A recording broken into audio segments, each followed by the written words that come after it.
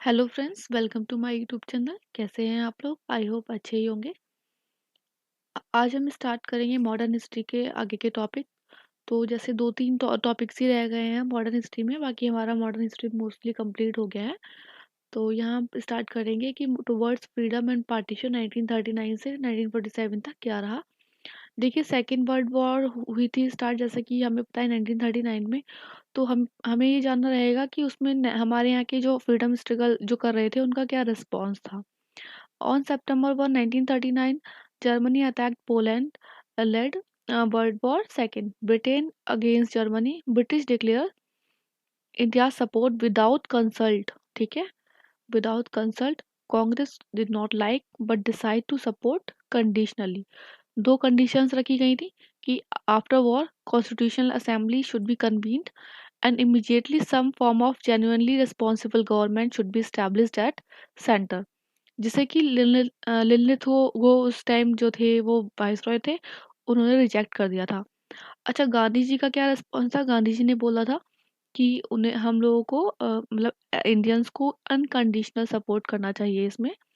सुभाष चंद्र बोस और other socialist ने बोला कि और आचार्य नरेंद्र एंड जयप्रकाश नारायण ने इनवाइट किया गया बर्दा कमेटी में, और उन्हें बोला कि हमें सपोर्ट नहीं करना चाहिए, जबकि ये जो टाइम है वो आइडियल है कि हम लॉन्च कर दें फिर से सिविल डिसोबीडियंस मूवमेंट। और इस पूरे उसमें जवाहरलाल नेहरू जी ना ही गांधी जी के साइड थे और नाइदर सोशलिस्ट साइड। एंड उन्हें लगता था कि no Indian participation till India itself was free, मतलब कोई भी इंडियन पार्टिसिपेशन नहीं होना चाहिए जब तक इंडिया फ्री नहीं हो जाता। अक्टूबर 23, 1939 में कांग्रेस वर्किंग कमेटी की मीटिंग हुई कि हमें जो वॉर है वो सपोर्ट नहीं करना चाहिए। मिनिस्ट्रीज ने रिजाइन कर दिया। Gandhi ji and his supporter not in favour of immediate struggle, क्योंकि उनके रीजंस थे कि allied cause was just communal sensitiveness and lack of Hindu Muslim unity could result in communal riots. Congress organization was shambles and the atmosphere was not conducive for mass struggle and masses were not ready for struggle, ऐसा लगता था गांधी जी और उनके supporters को। Ramgarh session हुआ था Indian national Congress का मार्च 1940 में, और उसके जो प्रेसिडेंट कौन थे? मौलाना अबुल कलाम आज़ाद। उन्होंने और इस सेशन में डिसाइड किया गया कि to leave the form and timing to Gandhi ji said moral support during war on non violent basis. ठीक है, जवाहरलाल नेहरू ने बोला कि complete independence must be precondition होनी चाहिए, तब इंडियंस को सपोर्ट करना चाहिए वॉर में। और बोस ने का जो एक्शन था वो अगेंस्ट था ब्रिटिश के। पाकिस्तान रेजोल्यूशन कब आया? लाहौर मार्च 1940 में। मुस्लिम लीग ने पास किया resolution calling for grouping of geographically contiguous areas where Muslims are in majority, that is north west और east, into the independent state. ठीक है, मुस्लिम लीग ने पास किया रेजोल्यूशन और उन्हें बोला कि जो जोग्राफिकली कंटिजियस एरियाज हैं ग्रुप में जहाँ मुस्लिम मेजॉरिटी में है, उन्हें इंडिपेंडेंट स्टेट्स बना देना चाहिए। अगस्त ऑफर लिनलिथगो का आया अगस्त 1940 में, और उन्होंने बोला कि हाँ, ठीक है, हम डोमिनियन स्टेटस आपको प्रोवाइड करेंगे and expansion of viceroy executive council which would have a majority of Indians which was drawn from political parties, और कॉन्स्टिट्यूशनल असेंबली भी सेटअप करवाएंगे after war, and no future constitution to be adopted without the consent of minorities, ऐसा बोला। कांग्रेस ने ये reject कर दिया। नेहरू जी ने बोला कि डोमिनियन स्टेटस जो है कॉन्सेप्ट वो है एक डेड एज डोरनेल, इंपॉर्टेंट है, एग्जाम में पूछा जाता है। गांधी जी ने कहा कि declaration by then gulf between nationalist and British rules. Muslim League ने सपोर्ट किया क्योंकि उन्हें लगता था partition was only solution to the deadlock. First time, हालांकि कुछ इसमें पॉजिटिव साइड भी रही थी इस अगस्त ऑफर में, कि first time right of Indians to frame their constitution recognize हुआ था, कि कॉन्स्टिट्यूशनल असेंबली सेटअप होनी चाहिए, डोमिनियन स्टेटस अफोर्ड किया गया था, viceroy executive council enlarged to give Indians add add by 12 for first time, but British remain in charge of defence finance and home. ये इसका गलत पॉइंट था। A national defence council setup करी जाएगी जो कि एडवाइजरी बॉडी रहेगी। अब क्या हुआ कि इंडिविजुअल सत्याग्रह हुआ 1940 में लॉन्च। और ये क्या था, एज एग्जाम में क्वेश्चन आ जाता है कि it is a direct result of August offer. Gandhi ji ने डिसाइड किया कि लिमिटेड सत्याग्रह होना चाहिए on an individual basis by selective individual in every locality. Aim क्या था इस सत्याग्रह को लॉन्च करने का? To show that nationalist patience was not due to the weakness, to express people feeling that they are not interested in the war and that they made distinction between Nazism and double autocracy that rule in India. और और क्या reason था कि to give another opportunity to government to accept Congress demand peacefully.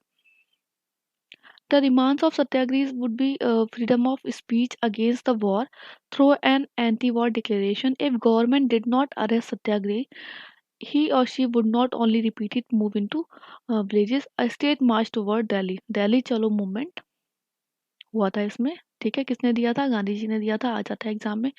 अच्छा, this is a very important question. UPSC, UPPCS, Bihar PCS सब में question ये पूछा जा चुका है कि जो इंडिविजुअल सत्याग्रह में जो थे वो फर्स्ट सत्याग्रही कौन से थे? तो विनोबा भावे थे। सेकंड भी पूछ लिया जाता है, सेकंड कौन थे? नेहरू जी थे। एंड थर्ड भी पूछ लिया गया है कि थर्ड सत्याग्रही कौन थे? वो तो है ब्रह्मादत्त, जो कि कौन थे? इनमेट थे गांधी जी के। एम जो था वो लिमिटेड वन था। It was successful in displaying unity and patience in masses of India. This pose to bring Cripps proposal which was much different from August offer as it provided way for constitutional assembly and options to any province to withdraw um, a blueprint for India's participation। मतलब उसमें option दे दिया गया था ना कि बहुत सारे जो भी प्रोविंसेस है वो ड्रॉ कर सकते हैं। तो इसीलिए ये एक क्या था, ब्लूप्रिंट था इंडिया पार्टिसिपेशन का, नॉट पार्टिसिपेशन, डिविडेशन होगा। Gandhi ji designate Nehru as his successor. Book of good boatman by Rajmohan Gandhi. Exam में आ जाता है क्वेश्चन कि गुड गुड बॉटमैन किसने लिखा था? राजमोहन गांधी जी ने लिखी थी। प्रेफर गांधी जी ने नेहरू को क्यों प्रेफर किया था? बिकॉज ही उन्होंने उन्हें ये लगता था कि he most reliably reflect the pluralist inclusive idea of India that Mahatma Gandhi stood for. और क्या था कि ट्रस्टेड करते थे मुस्लिम्स, उन्हें रेस्पेक्ट होती थी उनकी साउथ इंडिया में, एंड एडमायर करते थे वुमेन्स को। अनलाइक पटेल, राजाजी, आजाद, कृपलानी, राजेंद्र प्रसाद, जिनका सेक्शनल इंटरेस्ट था। ठीक है, कुछ सेक्शन सोसाइटी के उनके लिए इंटरेस्ट था।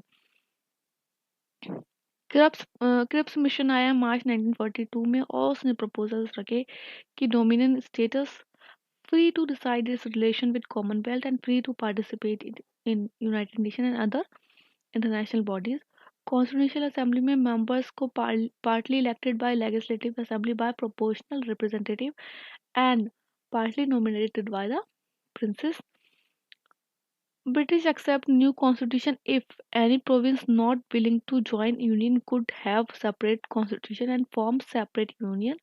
New constitution making body and British government would negotiate treaty to effect transfer of power and to safeguard racial and religious matter।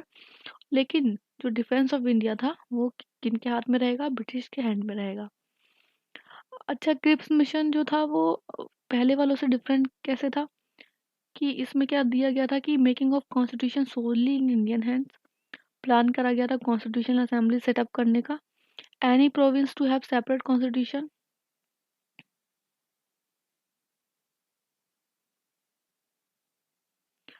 Again ये जो था एक ब्लूप्रिंट था इंडिया का पार्टिसिपेशन का। Free India could withdraw from Commonwealth. Indians were allow large share in administration in interim period.